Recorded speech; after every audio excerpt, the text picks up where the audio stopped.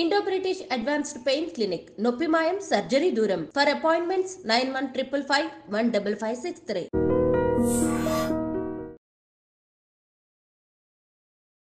అందరికీ నమస్కారం. నేను Swaroopa Potlapalli. Welcome to I dream. Transgenders పెళ్లిళ్ల మీద ఇప్పుడు ఒక పెద్ద చర్చ జరుగుతుంది. నంద్యాలలో తమ కొడుకు ఒక హిజ్రాతో క్లోజ్ రిలేషన్లో ఉంటున్నాడు, ఆమెను ఇష్టపడుతున్నాడు అనే దాంతో పరువు పోయిందనే బాధతో ఓ తల్లిదండ్రులు ఆత్మహత్య చేసుకున్నారు. ఈ మధ్య కాలంలో ఒక ట్రాన్స్ విమెన్, ఒక ట్రాన్స్ మ్యాన్ పెళ్లి చేసుకున్నారు. ఇంకొక వైపు చూస్తే ఇంటర్వ్యూలు ఇస్తూ ఎంతో మందికి ఇన్స్పిరేషన్గా ఉన్న అంకితా రాజ్ జంట కూడా విడిపోయింది. అసలు ట్రాన్స్జెండర్స్ పెళ్లి చేసుకోవచ్చా? ఒకవేళ చేసుకుంటే ఎవరిని చేసుకోవాలి? వారికి ఉండాల్సిన అర్హతలేంటి? ఇలా దీని మీద కూడా ఇప్పుడు పెద్ద డిస్కషన్ నడుస్తోంది. ప్రస్తుతం నాతో పాటు ట్రాన్స్జెండర్స్ రైట్స్ యాక్టివిస్ట్ రచన ముద్రబోయిన ఉన్నారు. ఆవిడతో మాట్లాడదాం. నమస్తే రచన. Happy new year. చూసాం కదా, నంద్యాలలో ఒక అబ్బాయి తమ కొడుకు ముఖ్యంగా హిజ్రాని ప్రేమించాడు అని చెప్పి ఇంకొంతమంది హిజ్రాలు వెళ్ళి కూడా వాళ్ళ ఇంటి మీద కొంత గొడవ చేశారంట. దాంతో భరించలేక ఓ తల్లిదండ్రులు ఆత్మహత్య చేసుకున్నారు. ఇప్పటికే హిజ్రాలు ట్రాన్స్జెండర్స్ మీద చాలా నెగిటివిటీ ఉంది. ఇలాంటివి ఇంకాస్త పెంచుతున్నాయి కదా, అసలు ఎందుకు జరిగిందంటారు ఈ ఇన్సిడెంట్? అంటే ఫ్యాక్ట్స్లోకి వెళ్తే అంటే ఇది చాలా బాధాకరమైన విషయం. ఫస్ట్ ఆఫ్ ఆల్ ఆ అబ్బాయి ఎవరైతే ఉన్నారో వాళ్ళ తల్లిదండ్రులు ఇలా చేసుకోవటం అనేది ఇది చాలా దిగ్భ్రాంతిని గురి చేసింది మమ్మల్ని ఒకటిను, ప్లస్ చాలా శోకంలోకి నెట్టివేసింది కూడా. ఎందుకంటే దిగ్భ్రాంతి ఎందుకనంటే ఇప్పుడు దాకా మేము ఓన్లీ ట్రాన్స్ మహిళలు ఎవరైతే ఉన్నారు, ట్రాన్స్జెండర్ వ్యక్తులు, వాళ్ళు సూసైడ్స్ చేసుకోవటం కంటిన్యూస్గా చూస్తూ వచ్చాము. కోవిడ్ తర్వాత కూడా. బట్ ఇప్పుడు ఆ తర్వాత కొంతమంది పార్ట్నర్స్, అంటే ట్రాన్స్ మహిళల యొక్క పార్ట్నర్స్ సూసైడ్స్ చేసుకోవడం చూసాం. ఇప్పుడు తల్లిదండ్రులు కూడా సూసైడ్స్ చేసుకుంటున్నారు అని అంటే అదొక ఆశ్చర్యకరమైన విషయం. ఏంటంటే ఎందుకు అసలు ఇలా జరుగుతుంది కమ్యూనిటీలో, మా కమ్యూనిటీకి సంబంధించి. అది కాక ఇప్పుడు రెండోది తీవ్ర మనస్తాపం పెట్టే విషయం ఏంటంటే తల్లిదండ్రులు పోగొట్టుకోవడం. అంటే ఈ అబ్బాయి పాపం ఇప్పుడు అంటే ఒక అనాథలాగా అయిపోయారు. ఇలా తల్లిదండ్రులు లేకపోవటం అనేది మేము అంటే అనాదిగా మా ట్రాన్స్ మహిళలు ఎవరైతే ఉన్నారో అది అనాదిగా చవి చూస్తూనే ఉన్నారు కదా.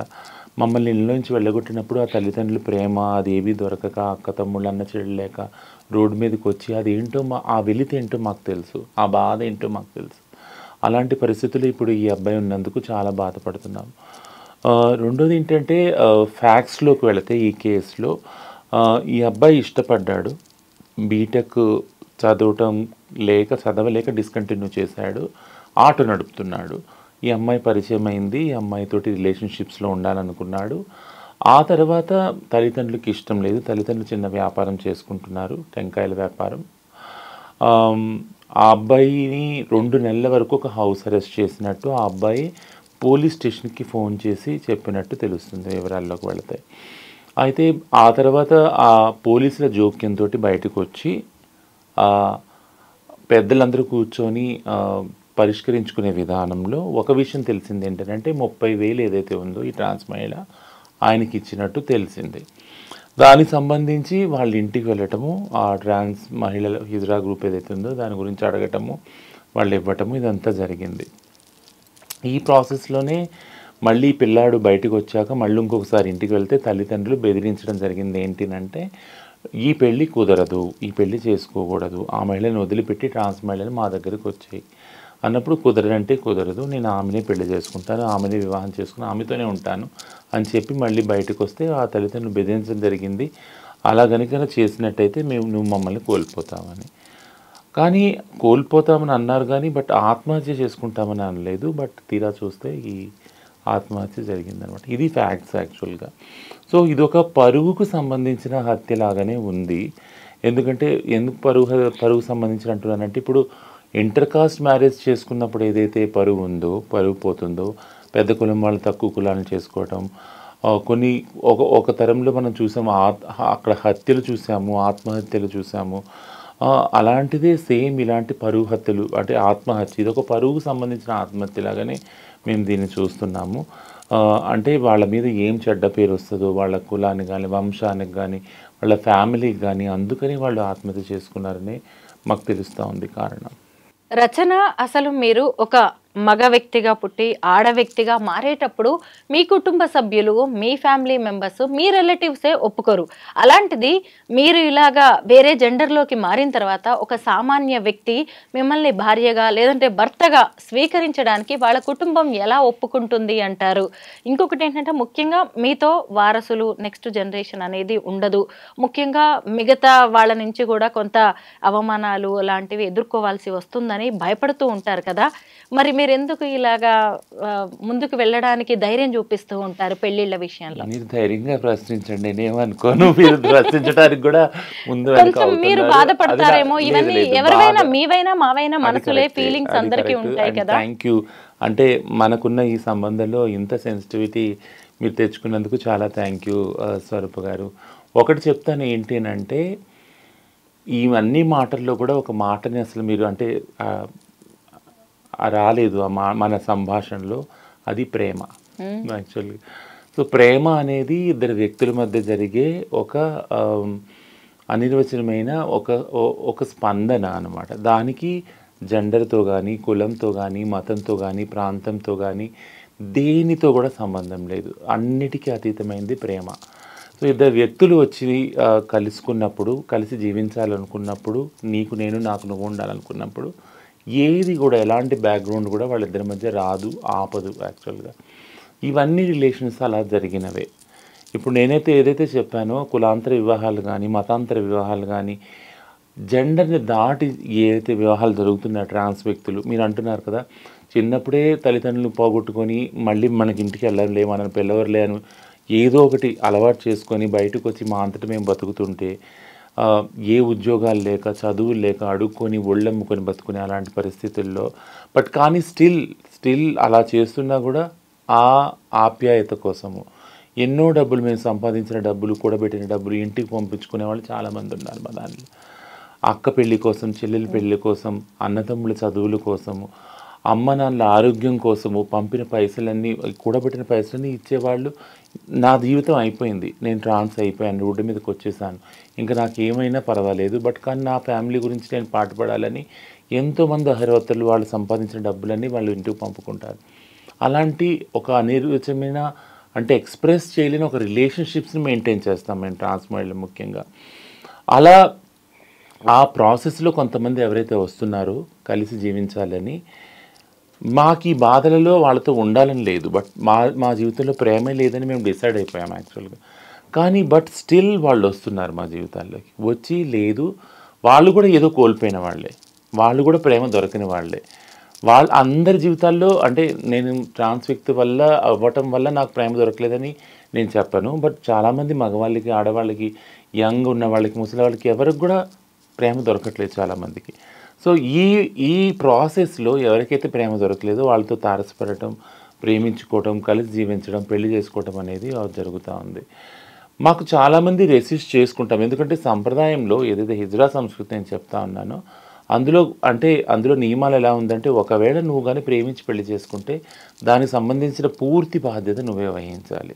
అంటే తల్లిదండ్రుల బాధ్యత లేదు ఒకవేళ మేము రిలేషన్షిప్లో పెళ్లి చేసుకుంటే, అలానే హిజ్రా వ్యవస్థలో ఉన్న గురువుల బాధ్యత లేదు, మరి ఇంకా చట్టభద్రత లేదు. ఇవన్నీ లేకుండా కూడా ఒక రిస్క్ తీసుకొని, లేదు ఆ వ్యక్తి నాకు కావాలి, ఎందుకంటే ఆ వ్యక్తి నన్ను కోరుకుంటున్నాడు అనే ఏదైతే రిలేషన్షిప్ ఉందో, ఇంత రిస్క్ తీసుకొని ఎంటర్ అయ్యే రిలేషన్షిప్ ఇది.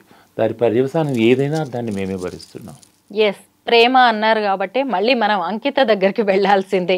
ఎందుకంటే రాజ్ అనే నార్మల్ వ్యక్తి ఒక ట్రాన్స్జెండర్ అంకితను పెళ్లి చేసుకున్నాడు, ఎంతో మందికి ఆయన ఇన్స్పిరేషన్గా నిలిచాడు, ఇంటర్వ్యూల మీద ఇంటర్వ్యూలు ఇచ్చారు. తర్వాత ఏం జరిగిందో వీళ్ళిద్దరూ విడిపోయారు. ఇప్పుడు అంకిత కూడా నార్మల్ లైఫ్ లీడ్ చేస్తోంది, వేరే వాళ్ళ అభిప్రాయాలకు కూడా మనం గౌరవం ఇవ్వాలి అని వెళ్ళిపోయిన రాజుకు కూడా ఎంతో గౌరవం ఇస్తోంది. ఈ ఇన్సిడెంట్ గురించి మరి మనం ఇప్పుడు ఏం మాట్లాడుకోవాలి?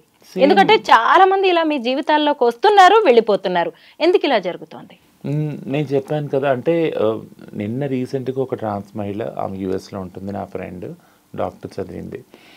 నేను ఆమె మొత్తం లైఫ్ సైకిల్ గమనిస్తున్నాను. నేను ఆమెను అడిగాను, మరి నువ్వు ఇంత బాగా ప్రగతి సాధించావు, డాక్టర్ అయ్యావు, పిహెచ్డి చేసావు, ఇప్పుడు యూఎస్లో పనిచేస్తున్నావు, మరి నీవేమన్నా ఎవరినైనా ప్రేమించావా, పెళ్లి చేసుకున్నావు అంటే విత్ ఇన్ 1 minute కూడా ఆలోచించకుండా పెళ్ళికి సంబంధించిన హక్కులు మనకు లేవు కదా, నువ్వేమనుకుంటున్నావు వస్తాయేనా, అవి రావు కదా రచన, దాని గురించి ఎందుకు నువ్వు అడుగుతున్నావు నన్ను. ఒక్కసారి నేను సైలెంట్ అయిపోయాను. అంటే ఎంత ఫాస్ట్ ఫార్వర్డ్గా ఆమె ఆలోచించగలిగింది అని అంటే మీరు ఒకవేళ ట్రాన్స్, లెస్బియన్, గే, బైసెక్షువల్, ఇంటర్సెక్స్ ఇలా అవ్వటం వల్ల మీరు పెళ్లి చేసుకున్నా కానీ ఇప్పుడు ఈ తరంలో ఇప్పుడు మాత్రం ఈ పెళ్ళికి భద్రత లేదు, చట్టభద్రత లేదు, ఆ హక్కులు మీకు రావు. రిలేషన్షిప్స్లో ఉన్నా దానికి భద్రత లేదు, ఆ హక్కులు రావని ఆమె డిసైడ్ అయిపోయింది యాక్చువల్గా. సో ఆమె ఒక మెకానికల్ లైఫ్ని ఆమె అలవాటు చేసేసుకుంది. ఏంటంటే లవ్ లేదు, ఏది లేదు. ఇది ఎందుకు చెప్తున్నాను, ఎగ్జాక్ట్లీ ఇది తెలిసే అంకిత సైలెంట్ అయిపోయిందంటారా, తన లైఫ్ తను లీడ్ చేస్తుందంటారా? రీజన్స్ అన్నీ కూడా అటే వెళ్తున్నాయి. ఇంతకుముందు మనం డిస్కస్ చేసినా కూడా ఏదైతే సోకాల్డ్ బైనరీ స్టీరియోటైపింగ్ సమాజం ఉందో, ఆ సమాజంలో ఒక సంస్కృతి ఉందో, ఆ సంస్కృతిలో మ్యారేజెస్ కానీ రిలేషన్షిప్స్ కానీ ఉన్న ఏదైతే భద్రత ఉందో అదంతా చూసుకుని ఉంటే అవి కాకుండా ఉండే రిలేషన్షిప్స్ ఏవైతే ఉన్నాయో వాటికి ఖచ్చితంగా భద్రత లేదు. భద్రత లేకపోగా ఒకలాంటి ప్రెషర్ ఏముందంటే ఎప్పుడు ఈ రిలేషన్స్లో ఎందుకున్నారు మీరు, ఇవి చెడ్డవి, ఈ మనుషులు వ్యక్తులు మంచివారు కాదు, వీళ్ళ క్యారెక్టర్ లేదు, వీళ్ళ క్యారెక్టర్ లెస్, వాళ్ళు వీళ్ళతో ఉండకూడదు, వీళ్ళతో ఉండకుండా మీరు వచ్చేయండి అనే ఒక ఫోర్స్ అయితే ఉంది. అది నిరంతరం జరుగుతూనే ఉంది, దానికి అందరూ బలవుతూనే ఉన్నారు. అయితే ఇప్పుడు ట్రాన్స్ విమెన్, ట్రాన్స్ మ్యాన్ పెళ్లి చేసుకున్నారు రీసెంట్ గా. వాళ్ళు మీకు బాగా తెలిసిన వాళ్ళే, విమల్. అయితే అతను ఫస్ట్ అమ్మాయిగా పుట్టాడు, తర్వాత అబ్బాయి అయ్యాడు. ఆమె ఏమో అబ్బాయిగా పుట్టి అమ్మాయి అయింది. వాళ్ళిద్దరూ పెళ్లి చేసుకున్నారు. రచన ఎలా జరుగుతూ ఉంటాయి ఇలాంటివి? విమల్ విషయంలో ఏం జరిగిందో మీరు చెప్పండి. సో ఏ సెక్స్లో పుట్టినా ట్రాన్స్ వ్యక్తులు కాబట్టి ట్రాన్సిషన్ అయ్యే హక్కు వాళ్ళకు ఉంది, ఆ ఫ్రీడమ్ కూడా ఉంది. అది సుప్రీంకోర్టే చెప్పింది. సో ఆ చట్టాలన్నీ అనుకూలంగా ఉన్నాయి కాబట్టి, జెండర్ అనేది వాళ్ళ సొంత రైట్ కాబట్టి, రాజ్యాంగ హక్కు ఉంది కాబట్టి వాళ్ళు ట్రాన్సిషన్ అయ్యి అలా అయ్యారు. ఆ తర్వాత ఒకానొక టైంలో వాళ్ళిద్దరి మధ్య స్పందన కలిగి, లవ్ కలిగి రిలేషన్షిప్స్లో ఉన్నారు. రిలేషన్షిప్స్లో ఉన్నాక తర్వాత ఎంతో కాలం తర్వాత వాళ్ళు డిసైడ్ చేసుకుంది అంటే మనం పెళ్లి చేసుకోవాలని. అలా అయినదే మంచి ముహూర్తం చూసుకొని హిందూ సంప్రదాయ ప్రకారంగా వాళ్ళు పెళ్లి చేసుకున్నారు.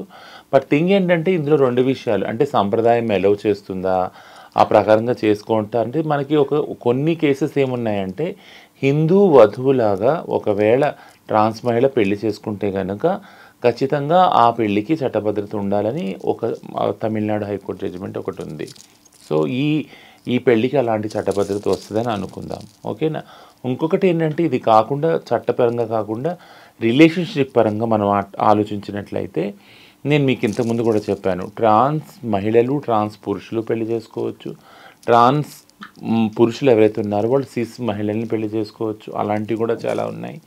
అలాగే ట్రాన్స్ మహిళలు మామూలు పురుషులు ఎవరైతే ఉన్నారో సిస్ పురుషులు వాళ్ళని కూడా పెళ్లి చేసుకోవచ్చు. పురుషులు అంటే సిస్ అంటే ఎవరైతే ట్రాన్స్ కారు వాళ్ళని మామూలు పురుషులు, యాక్చువల్ హెట్రోసెక్షువల్ పురుషులు అనమాట. వాళ్ళని పెళ్లి చేసుకునే మహిళలు, ట్రాన్స్ మహిళలు చాలామంది ఉన్నారు.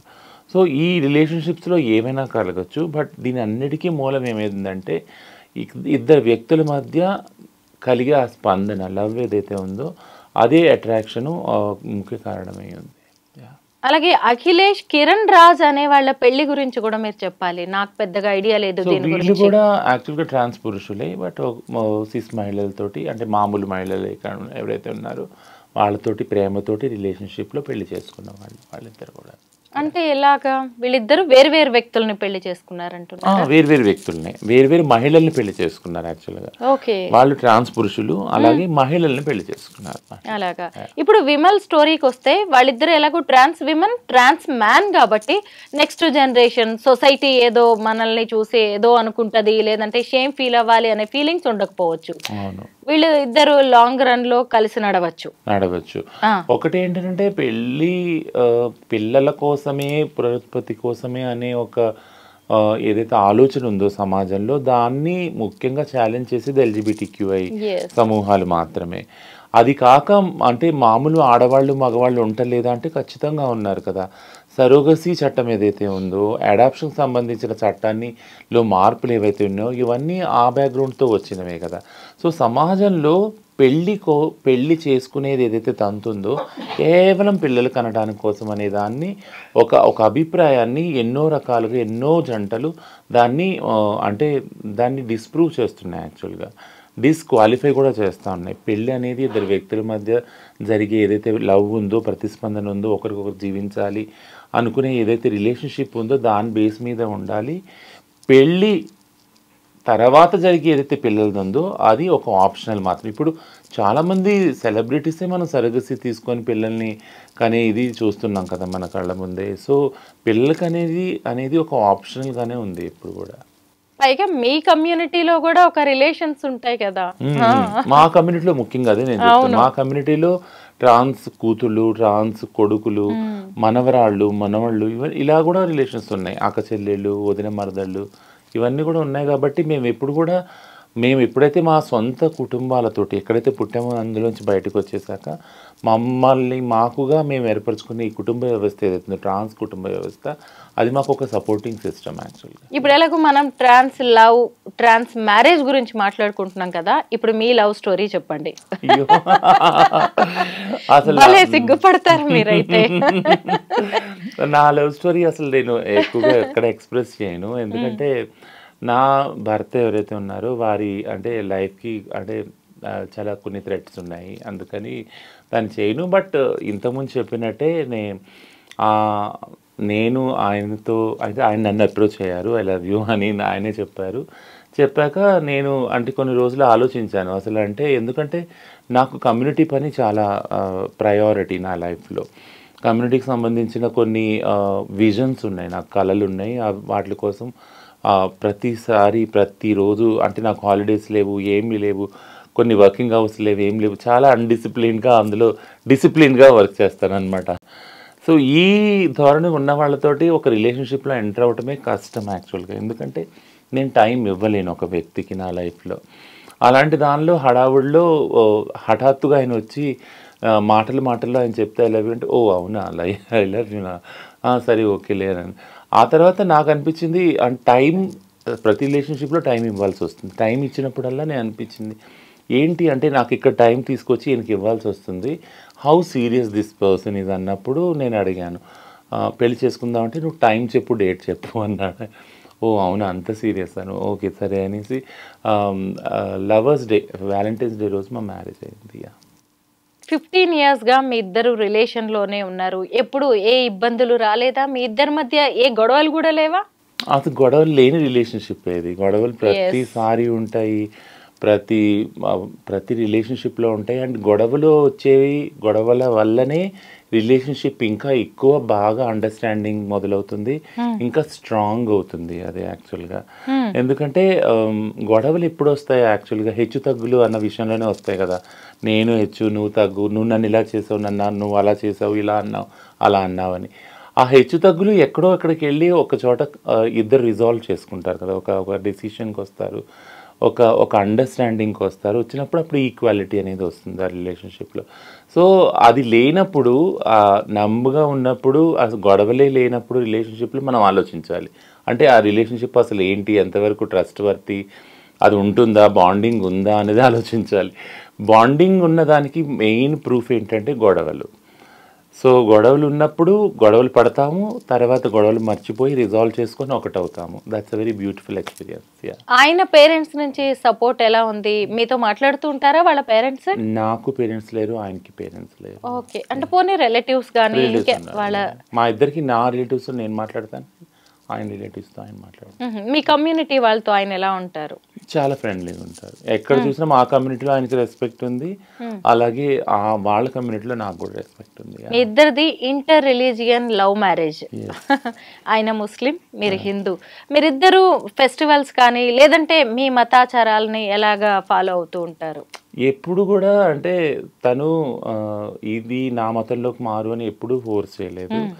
బట్ నేను చాలా ఫేవరెటిజం వాళ్ళ మతానికి చూపిస్తాను, వాళ్ళ ఆచారాలకి చాలా ఇంపార్టెన్స్ ఇస్తాను. ఎందుకంటే రిలేషన్షిప్లో నేను చాలా ప్రివిలేజ్డ్ అని నాకు తెలుసు. మతం పరంగా కానీ, చదువు పరంగా కానీ, అన్ని పరంగా నేను ప్రివిలేజ్ అని తెలుసు.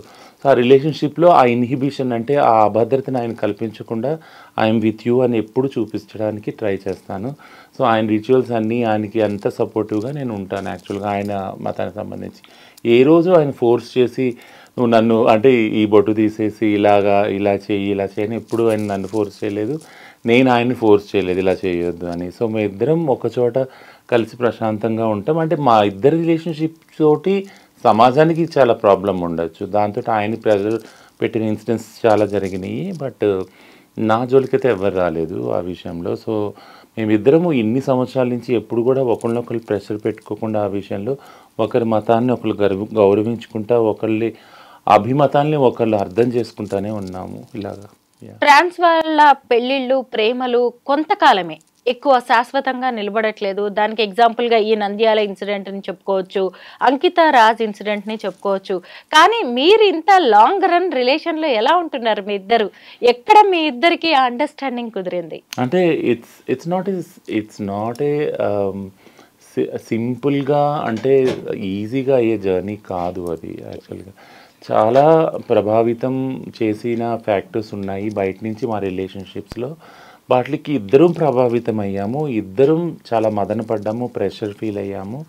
ఓన్లీ థింగ్ ఏంటంటే నాకు ప్రెషర్ నుంచి బయటకు వచ్చే ఒక కమింగ్ అవుట్ ఏముందని అంటే నాకు కమ్యూనిటీ వర్క్. యాక్చువల్గా తనకు ప్రెషర్ ఉన్నప్పుడు ఆ స్పేస్ ఇచ్చేదాన్ని నేను. తను ఏవైతే బయట నుంచి వివక్షత ఎదుర్కొని ఏదైనా ప్రెషర్ ఫీల్ అయినప్పుడు తనకు ఆ స్పేస్ ఇచ్చేదాన్ని. You take your own time, ఇది ఉంటుంది, ఇది నాకు అర్థమవుతుంది, నీకు ప్రెషర్ నీ ద్వారా నా దగ్గరికి వస్తుంది సమాజం, నాకు తెలుసు అది, but you take your own time, నేను నీకున్నాను ఈ జర్నీలో అని. అండ్ ఏ డెసిషన్ కూడా తను తీసుకున్న దాన్ని ఎప్పుడు వ్యతిరేకించేదాన్ని కాదు. యాక్చువల్గా if you take this decision నేను గౌరవిస్తాను, అది ఏ డెసిషన్ అయినా కానీ.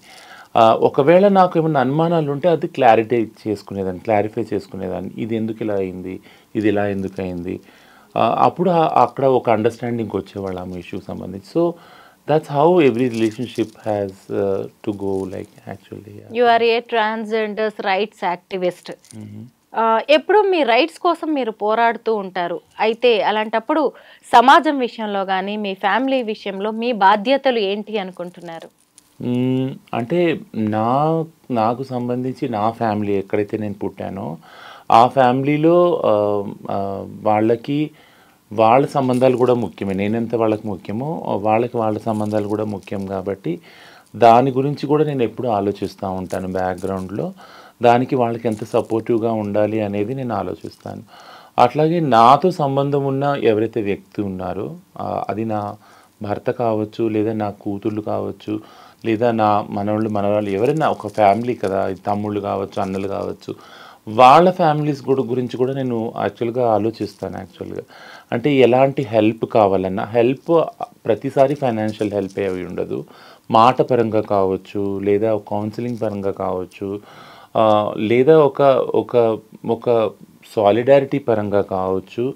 అదంతా కూడా ఎక్స్టెండ్ చేయడానికి నేనున్న స్థానం నుంచి నేను ట్రై చేస్తాను. సో రిలేషన్షిప్స్ అనేవి ఒకళ్ళొకళ్ళు అండర్స్టాండింగ్ చేసుకొని ఒకే వేవ్ లెంత్లో ప్రేమతో, ఆప్యాయతో, అనురాగంతో మెదలవలసిన విషయాలు. ఎందుకంటే that's all on your mental health కదా. So mental health has a direct impact on your social health also. 2024 మీ ట్రాన్స్ కమ్యూనిటీ విషయంలో ఎలా గడిచింది? ముఖ్యంగా మీరు నేర్చుకున్న పాఠాలేంటి? మీరు మీ కమ్యూనిటీ విషయంలో ఇది మంచి జరిగింది, మేము ఈ విజయాలు సాధించాం, ఈ విషాదం మాకు మిగిల్చింది అని 2024 విషయంలో మీరు ఏం చెప్తారు? 2024 is a historical year for me. Great. చాలా అంటే ఎందుకంటున్నానంటే ముఖ్యంగా తెలంగాణ, మేము ఎక్కడి నుంచి అయితే మేము ట్రాన్స్ మూమెంట్గా ఎమర్జ్ అయ్యి మొత్తం దేశం విదేశాల వరకు మేము ఒక మూమెంట్ రూపంలో సంతరించుకొని వర్క్ చేయడం స్టార్ట్ చేసాము రైట్స్ గురించి. ఈ తెలంగాణలో ఈ క్లినిక్స్ రావటం, 33 జిల్లాల్లో కూడా హెల్త్ పరంగా ఆ ఫెసిలిటీస్ రావటము, 44 మంది ట్రాన్స్ వ్యక్తులకి ఉద్యోగాలు రావటము, ఇదంతా కూడా it's like historical year 2024.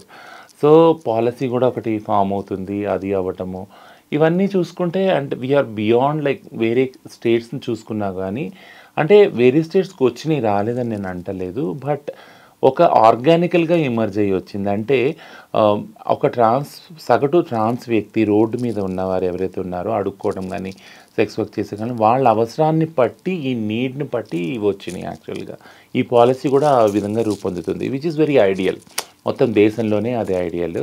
So thanks for all the political leaders and euphoria who have actually extended their help and support for this.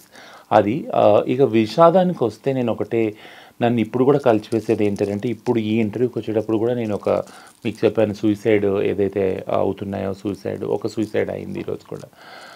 ఈ సూసైడ్స్ అన్నదానికి మనం ఇప్పుడు చేసుకునే చర్చ కూడా ఆ సూసైడ్స్ గురించే అనేదానికి ఒక సొల్యూషన్ వైపు వెళ్ళలేకపోతున్నాము. అది విషాదం. చాలామందిని కోల్పోయాం సూసైడ్స్కి. అది చాలా బాధాకరమైన విషయము. అండ్ హోప్ఫుల్లీ వచ్చే సంవత్సరంలో దీనికి సంబంధించి ఏదో ఒక పాలసీ లెవెల్ డెసిషన్ కానీ మార్పు కానీ తేగలుగుతాము. ఆ దిశగా అడుగులు వేస్తాము, ఆ దిశగా పని చేస్తామని నేను అనుకుంటున్నాను. ఇంకా అది కాక ఇంకా సాధించవలసింది చాలా ఉన్నది. గృహాలు కానీ, పెన్షన్స్ కానీ, లేదా రేషన్ కార్డ్స్ కానీ, ఫ్రీ సర్జరీస్ కానీ. This a long journey. అదైతే చాలా పని చేయవలసి ఉంది, ప్లానింగ్ కూడా ఉంది. But 2024 is is a very loving year, and it's very memorable year, and also at the same time చాలా మందిని కోల్పోయాము. విషాదం ఉంది అండ్ ఒక హోప్ ఉంది 2025 బియాండ్కి ఇంకా బాగా పనిచేస్తామని. 2025కి న్యూ ఇయర్ రిజల్యూషన్ ఏంటి? మీ టార్గెట్ ఏమైనా ఉందా? ఫ్యూచర్ ప్లాన్స్ ఏమైనా వేసుకుంటున్నారా? ఈ ఏడాది ఖచ్చితంగా ఇలా ఉండాలి అని నాతో అడుగుతున్నారు. మీది కావచ్చు, ట్రాన్స్ కమ్యూనిటీ కావచ్చు. సో ఒకటి ఏంటంటే బేబీ స్టెప్స్ ఇవి. ఏంటంటే 44 ఏదైతే ఉద్యోగాలు సాధించామో, 33 క్లినిక్స్ ఏదైతే సాధించామో, మీలాంటి వారి సాన్నిహిత్యంతో ఏదైతే వీడియోస్ చేస్తున్నామో, we want to go get in the society a good place and in the hearts of the people. మళ్ళీ చెప్తాను, అది ఏంటంటే ఈ ప్రయత్నాలు ఎంతో కష్టపడి ప్రయత్నించాక ఇవి వచ్చినాయి. ఈ 44 ఉద్యోగాలు కానీ లేదా క్లినిక్స్ కానీ ఇంకా కష్టపడి ప్రయత్నించి సమాజంలో ఏదైతే ద్వేషం ఉందో ట్రాన్స్జెండర్ కమ్యూనిటీ పట్ల, ఆ ద్వేషాన్ని మెల్లగా పక్క తొలగించి ఒక ప్రేమని కలిగించి, ఒక ఆప్యాయతని, మమతని, అనురాగాన్ని చిగుర్చించేలా చేయాలని ఇది పెద్ద ఆశ. ఇది అంటే అంతు చెక్కని ఆశ ఇది. బట్ ఇది సాధిస్తామని నేను అనుకుంటున్నాను. ఎందుకంటే ఇప్పుడు నేను మీతో చేసిన వీడియోస్లోనే చాలా మటుకు నేను వెళ్ళి రోజు మళ్ళీ రిపీట్గా చూసినప్పుడు నాకు అనిపించింది ప్రతి దానిలో ప్రేమ అనే పదాన్ని వాడామా లేదా అనేది. వెళ్ళిన ప్రతి చోట you won't believe. Thank you so much Swaroopa garu. వెళ్ళిన ప్రతి చోట కూడా నన్ను గుర్తుపట్టి సెల్ఫీలు తీసుకుంటుంటే నేను ఇంత ఫేమస్ ఒక్క రోజులో ఎలా అని అనిపించింది. అంత స్వరూప్ గారే ఎక్కువ మ్యాక్సిమం వీడియోస్ ఆమె చేశారు. Thank you so much. మొన్న you won't believe, Kadapa, Vontimitta అక్కడ ఇక్కడ వెళ్ళినప్పుడు కూడా నేను ప్రయాణించేటప్పుడు ఆపి రోడ్డు మధ్య రచన గారిని సెల్ఫీ తీసుకున్న ఇన్సిడెంట్స్ చాలా ఉంది. So that's the thing. నన్ను చూసి ఇంకా చాలా మంది వీడియోస్ చాలా పాజిటివ్ వేలో చేస్తూ ఉన్నారు ట్రాన్స్ వాళ్ళు, ఈవెన్ యూట్యూబ్ ఛానల్ వాళ్ళు. సో ఇట్లాంటి ఒక మంచి సహృద్భమైన సపోర్టివ్ ఎన్వైరన్మెంట్, ఒక మంచి స్థానం ప్రజల మనసులో నేను కోరుకునేది. దాని గురించి ప్రయత్నించాలని ఒక పెద్ద ప్లానింగ్. రియల్లీ ఇది నేను కూడా అబ్జర్వ్ చేశాను. అసలు సబ్స్క్రైబర్స్ అందరికీ, మన ఫాలోవర్స్కి నిజంగా థ్యాంక్స్ చెప్పాలి. అసలు రచనకి సంబంధించి ఏ వీడియో పెట్టినా ఒక్కసారి కూడా ఒక్క నెగిటివ్ కామెంట్ రాలేదు. రచన మనం ఎన్ని ఇన్సిడెంట్స్ మీద మనం చేశామో, అఘోరి మీద చేసాము, అంకిత మీద చేసాము, రియాజ్ గురించి మాట్లాడుకున్నాము, ఈ 44 ట్రాఫిక్ వాలంటీర్స్ గురించి మాట్లాడుకున్నాము. ఇప్పుడు కూడా ఏంటి హిజ్రాల వేధింపులను కూడా ఈరోజు మాట్లాడుకుంటున్నాం. అయినా కానీ ఎక్కడ మన వీడియోకి ఒక్క నెగిటివ్ కామెంట్ లేదు. మీ మాటలు వింటున్నారు. అలాగే మీ ట్రాన్స్ కమ్యూనిటీ కూడా మీ మాటలు వినాలి, పాటించాలి. ఇలాగా మీలాగా ఇంకొంతమంది మంచిగా రావాలి, బయటికి రావాలి అని నేనైతే కోరుకుంటున్నాను రచన. ఎందుకంటే మిమ్మల్ని కలవడానికి ముందు నాకు కూడా కొన్ని ఉండే అపోహలు లాంటివి. ఇది కాదు, మనం మాట్లాడాల్సింది చాలా ఉంది, నా రెస్పాన్సిబిలిటీ కూడా ఉందేమో ఇంకా మీలాంటి వాళ్ళని ముందుకు తీసుకెళ్ళడానికి అయితే నాకు కూడా అనిపించేది. ఈ 2024లో నిజంగా నేను చాలా మంచి ఇంటర్వ్యూస్ చేశాను, పొలిటికల్ లీడర్స్ ఇంటర్వ్యూస్ చేశాను, మినిస్టర్స్ ఇంటర్వ్యూస్, సక్సెస్ఫుల్ విమెన్ గురించి చేశాను, మెన్ గురించి చేశాను. పిల్లల గురించి చేశాను, అందులో అసలు మీ గురించి చేయడం నిజంగా నాకు కూడా హ్యాపీ థింగ్ అనిపిస్తుంది. అయితే రీసెంట్గా ట్రాఫిక్ వాలంటీర్స్గా ఒక 44 ట్రాన్స్జెండర్స్ ఉన్నారు కదా, వాళ్ళని తీసుకున్నారు. వాళ్ళ ఫీడ్బ్యాక్ ఏంటి? మీకు బాగా తెలిసిన వాళ్ళే ఉన్నారు అందులో. ఎస్, ఒక రెసిగ్నేషన్ అయితే అయ్యింది నిన్న.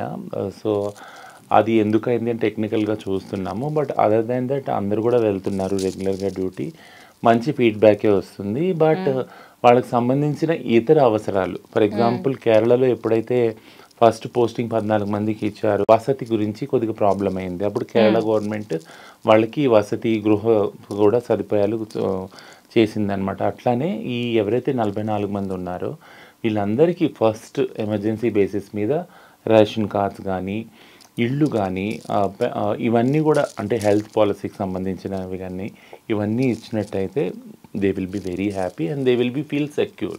ఫస్ట్ ఆఫ్ ఆల్ ఒక నమ్మకం కలుగుతుంది ట్రాన్స్జెండర్ కమ్యూనిటీకి. ఏంటంటే మనం ఇలా ఈ ధోరణిలో వెళ్ళి ఉద్యోగాలు చేసుకుంటే, ఇలా చేసుకుంటే మనకి కూడా ఒక బ్రతుకు ఉంటుంది, ఒక లైఫ్ ఉంటుంది, సమాజంలో ఒక గుర్తింపు ఉంటుంది అనే ఒక నమ్మకం కలుగుతుంది.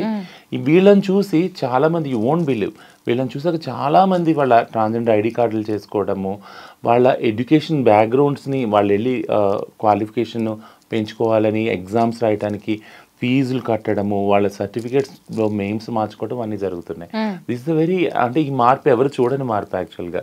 అండ్ మీ ఛానల్ ద్వారా నేను చెప్తున్నానంటే these are the changes which are very సైలెన్స్గా, ఒక సైలెన్స్లో జరుగుతున్నాయి. సో ముందు రోజులు చాలా ప్రగతిశీలంగా ఉంటాయి మా కమ్యూనిటీకి.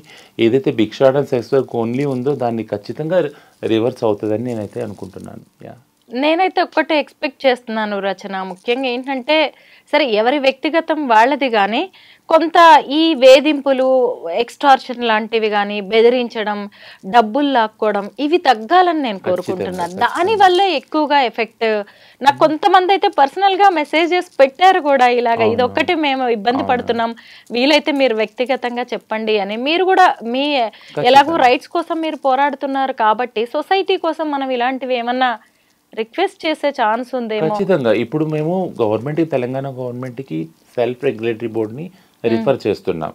ఈ బోర్డ్స్ అంటూ వచ్చేసాక గవర్నమెంట్ కూడా ఒక స్ట్రిక్ట్ స్టెప్, ఎవరైతే భిక్షాటనలు ఉన్నారో వాళ్ళకి సంబంధించి కొన్ని పాలసీ లెవెల్ చేంజెస్ చేస్తున్నారు. ఈ రెండు సమన్వయం అయినప్పుడు ఖచ్చితంగా ఏదైతే న్యూసెన్స్ ఉందో ఈ సో కాల్డ్, ఇది ఖచ్చితంగా 2025లో మేము మినిమైజ్ చేయడం కాదు, మొత్తానికి జీరో చేయడానికి మేము కంకణం అయితే కట్టుకున్నాం. ఖచ్చితంగా జరుగుతుంది. మీరు మన లాస్ట్ ఇంటర్వ్యూలో కూడా చెప్పారు, గవర్నమెంట్ మీకు సర్జరీస్ కోసం కూడా ఆరోగ్యశ్రీ లాంటి వాటిలో పెట్టింది, కొన్ని ఆప్షన్స్ అని కూడా పెట్టారు. అది చాలా మంచిది. చక్కగా వాటిని యూజ్ చేసుకొని మంచి పని వైపు మీరు వెళ్ళిపోవచ్చు కూడా. ఇవన్నీ చేయాల్సిన అవసరం లేదు, ప్రభుత్వమే ఇంత సపోర్ట్ చేస్తుందంటే. అవును, దానికి సంబంధించిన పాలసీ అంతా ఇప్పుడు ఫ్రేమ్ అవుతుంది. ఒకసారి అది రోల్ అవుట్ అయినాక గ్రాడ్యువల్గా 2025లో ఒక డిఫరెంట్ పిక్చర్ కనిపిస్తుంది.